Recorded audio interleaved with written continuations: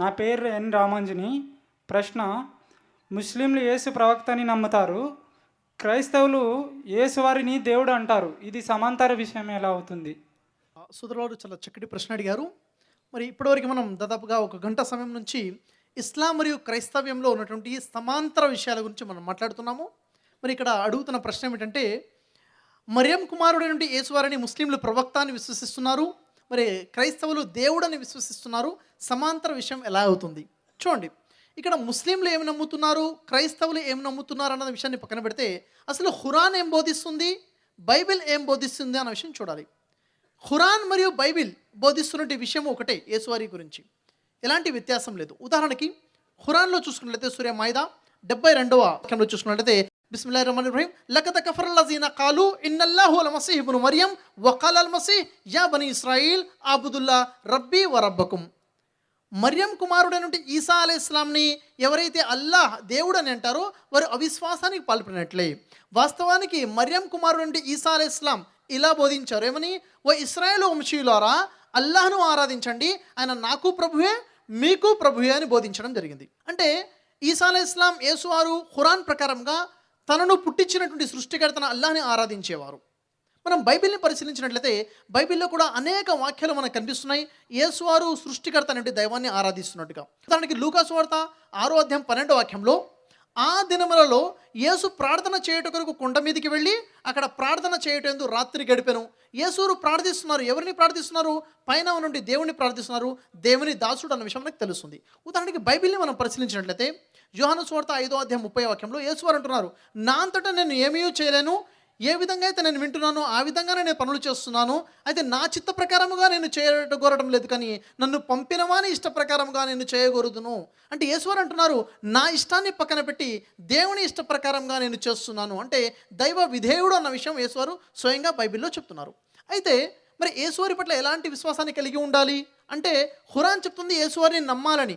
ఏమని నమ్మాలి అంటే, ఖురాన్లో సూర మాయిదా 5వ సూర 75వ వాక్యంలో చూసుకున్నట్లయితే, మల్ మసీహ్ ఇబ్ను మరియం ఇల్లా రసూల్, మరియం కుమారుడైనటువంటి ఈసా అలైహిస్సలాం యేసువారు ఒక ప్రవక్త తప్ప మరి ఏమీ కాదని ఖురాన్ చెప్తుంది. మరి బైబిల్లో యేసు ప్రవక్త అని ఎక్కడా లేదంటే, బైబిల్లో కూడా అనేక సందర్భాలలో మరియం కుమారుడైనటువంటి యేసువారు ఒక ప్రవక్త అన్న సందేశం కనబడుతుంది. ఉదాహరణ చూసుకున్నట్లయితే మత్తయి సువార్త 21వ అధ్యాయం 11వ వాక్యంలో చూసుకున్నట్లయితే, యేసువారు యెరూషలేము పట్టణంలోనికి ప్రవేశించి అక్కడ సువార్తను బోధిస్తున్నారు. అప్పుడు అక్కడున్న ప్రజలందరిలో కూడా కలవరం వస్తుంది, ఎవరు ఇతను అని చెప్పి. యేసువారు ఎవరు అని ప్రజలు ప్రశ్నించినప్పుడు అక్కడ పెద్ద జన సమూహము సాక్ష్యం చెప్తుంది, ఈయన గలిలయలోని నజరేతు వాడగు ప్రవక్త అయిన యేసు అని చెప్తున్నారు. యేసువారు ఎవరు? ఈయన గలిలయలోని నజరేతు వాడైనటువంటి ప్రవక్త అయిన యేసు అని ఎవరు సాక్ష్యం చెప్తున్నారంటే, ఒకరు ఇద్దరు ముగ్గురు కాదు, పెద్ద జన సమూహము సాక్ష్యం చెప్తుంది. అంటే యేసువారిని ఆ విధంగా విశ్వసించారని బైబిల్ సాక్ష్యం చెప్తుంది. ఉదాహరణకి మనం చూసుకున్నట్లయితే, యేసువారి యొక్క శత్రువులు పట్టుకుని చంపాలి అన్న అనేక ప్రయత్నాలు చేశారు. కానీ అక్కడ ఏం జరిగింది అంటే, మత్తయి సువార్త 21వ అధ్యాయం 46వ వాక్యంలో పరిశీలించినట్లయితే, వారు అంటే యేసువారి శత్రువులు ఆయనను పట్టుకున్న సమయము చూచుచుండిరి, కానీ జనులందరూ ఆయనను ప్రవక్త అని ఎంచిరి గనుక ఆయనను పట్టుకునలేకపోయిరి. యేసువారిని పట్టుకోవాలి, శిక్షించాలని వాళ్ళు ప్రయత్నం చేస్తున్నారు, కానీ పట్టుకోలేకపోయారు. ఎందుకని? వారి చుట్టూ నుండి ప్రజలందరూ కూడా యేసువారిని ప్రవక్త అని విశ్వసించి ఉన్నారు. మరొక విషయం చూసుకున్నట్లయితే బైబిల్లో సమరయ స్త్రీ యొక్క ప్రస్తావన ఉంటుంది. సమరయ స్త్రీ యేసువారిని విశ్వసిస్తుంది, రక్షణ పొందుతుంది. ఆ సమరయ స్త్రీ యేసువారిని ఏమని విశ్వసించి రక్షణ పొందింది అంటే, బైబిల్లో చూసుకున్నట్లయితే యోహాను సువార్త 4వ అధ్యాయం 19వ వాక్యంలో ఆ సమరయ స్త్రీ యేసువారితో అంటుంది, అయ్యా నీవు ప్రవక్తవని నేను గ్రహించుచున్నాను. నీవెవరవు? ప్రవక్తవని నేను గ్రహించుచున్నానని సమరయ స్త్రీ సాక్ష్యం చెప్తుంది. ఉదాహరణ చూసుకున్నట్లయితే, ఒక పుట్టుగుడ్డివాడు ఉన్నాడు. ఆ గుడ్డివాడికి యేసువారు అద్భుతం ద్వారా కళ్ళు తెరవబడే విధంగా చేస్తాడు. ఆ పుట్టుగుడ్డివాడు యేసువారిని నమ్ముకుంటాడు, రక్షించబడతాడు. ఆ పుట్టుగుడ్డివాడు కళ్ళు తెరవబడిన తర్వాత యేసువారిని ఏమని నమ్ముకున్నాడు అంటే, బైబిల్ అంటుంది, బైబిల్లో యోహాను సువార్త 9వ అధ్యాయం 17వ వాక్యంలో, అక్కడ ఉన్నటువంటి యూదా అధికారులు ఆ పిల్లవాడిని పిలిచి అడుగుతున్నారు, నీ కన్నులు తెరిచినందుకు నీవు ఆయన గురించి ఏమనుకొనుచున్నావు, యేసు గురించి నువ్వు ఏమని నమ్ముకున్నావు అంటే, ఆ బాబు అంటున్నాడు యోహాను సువార్త 9వ అధ్యాయం 17వ వాక్యంలో, ఆయన ఒక ప్రవక్త. చూసారా? ప్రవక్త అన్న సాక్ష్యం తెలియచేయడం జరిగింది. బైబిల్లో యేసువారు స్వయంగా అంటున్నారు, మత్తయి సువార్త 13వ అధ్యాయం 57వ వాక్యంలో, మార్కు సువార్త 6వ అధ్యాయం 4వ వాక్యంలో యేసువారు స్వయంగా సాక్ష్యం చెప్తున్నారు. ఏమని? ప్రవక్త తన దేశమందును తన ప్రజల యందును తప్ప మరి ఎక్కడ ఘనహీనుడు కాడు. అక్కడ సందర్భం ఏంటంటే తన ప్రాంతాన్ని తన ఊరిని వదిలి వేరే ప్రాంతంలోకి వెళ్ళి సువార్త ప్రకటిస్తారు. అక్కడ ప్రజలు యేసువారిని నమ్ముకున్నారు, యేసువారిని గౌరవించారు. అక్కడ గౌరవం లభించింది యేసువారికి. ఆ తర్వాత యేసువారు తన సొంత ప్రదేశానికి సొంత ప్రజల వద్దకు వస్తారు. అక్కడ ప్రజలకు బోధిస్తుంటే ప్రజలు యేసుని గౌరవించరు, విశ్వసించరు. అప్పుడు యేసువారు అంటున్నారు, ప్రవక్తకి తన దేశమున తన ఇంట వారిలో తప్ప ఇంకెక్కడ ఘనహీనుడు కాడు, ఇక్కడ ఘనత లభించదని తను ప్రవక్త అనే సాక్ష్యం చెప్తున్నారు. అయితే ఇక్కడ తెలిసిన విషయం ఏంటంటే ఇస్లాం మరియు క్రైస్తవ్యం ప్రకారంగా, ఖురాన్ మరియు బైబిల్ ప్రకారంగా యేసు పట్ల ఎలాంటి విశ్వాసం కలిగి ఉండాలి అంటే ఆయన మల్మసీహ్ ఇబ్ను మరియం, ఆయన మర్యం కుమారుడు మొదటి విషయం, ఆయన దేవుని ప్రవక్త రెండో విషయం, దేవుని దాసుడు మూడో విషయం. స్పష్టంగా ఖురాన్ మరియు బైబిల్ ప్రకారంగా ఆయన దేవుని దాసుడు అన్న విషయం మనకు అర్థమవుతుంది. కాబట్టి మీ ప్రశ్నకి సమాధానం లభించిందని ఆశిస్తున్నాను. జజాకల్లాహు ఖైర్. ఇప్పుడు రెండో ప్రశ్న. నా ప్రశ్న ఏంటంటే ముస్లింలు యేసు వారు చనిపోలేదని నమ్ముతారు, కానీ క్రైస్తవులు మాత్రం చనిపోయారని నమ్ముతారు. ఇందులో ఏది నిజం, ఏది?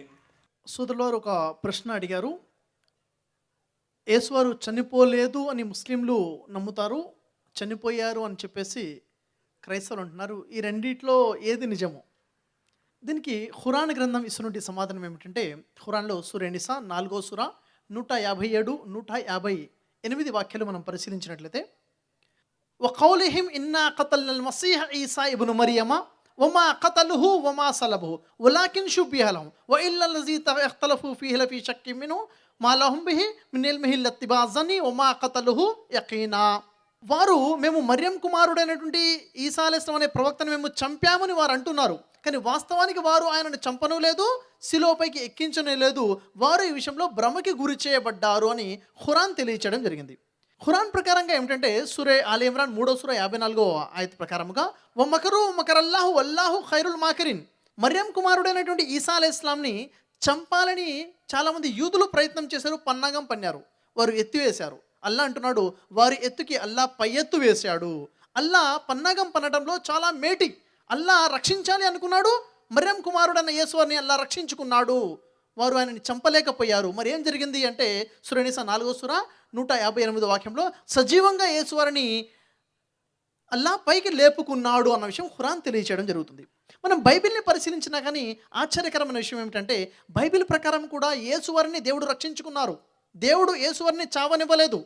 ఉదాహరణకు మనం చూసుకున్నట్లయితే కీర్తనల గ్రంథము 34వ అధ్యాయము 17వ వాక్యంలో చూసుకున్నట్లయితే నీతిమంతులు మొరపెట్టగా యెహోవా ఆలకించును, అతని శ్రమలన్నిటిలో నుంచి ఆయనను విడిపించును అని ఉంది. ఒక నీతిమంతుడికి ఆపదలు వచ్చి యెహోవాని మొరపెట్టుకుంటే యెహోవా అతన్ని కాపాడతాడు, తన శ్రమల నుంచి విడిపిస్తాడు అని ఉంది.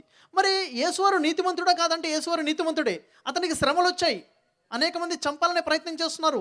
ఆ యేసువారు ప్రార్థన చేశారు, నన్ను రక్షించని. దేవుడు యేసు ప్రార్థన విన్నాడు, యేసువారిని దేవుడు రక్షించుకున్నాడు.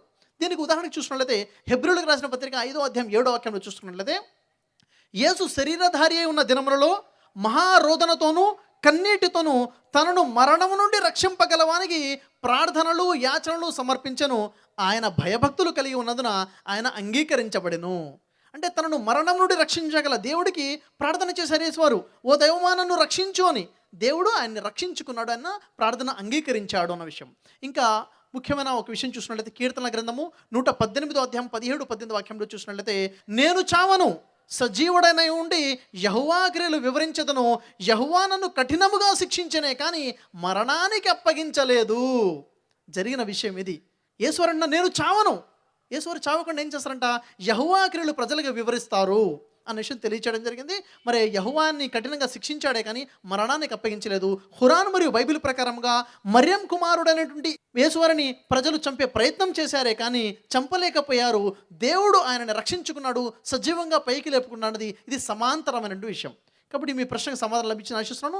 ఈ విషయం మీద నా యొక్క ప్రసంగం ఉంది. యేసు శిలువపై మరణించారా లేదా అనే విషయం మీద డిబేట్లు కూడా జరిగి ఉన్నాయి. చూసినట్లయితే ఇంకా అనేక వివరాలు మీకు తెలుస్తాయి. మీ ప్రశ్నకు సమాధానం లభించిందని ఆశిస్తున్నాను.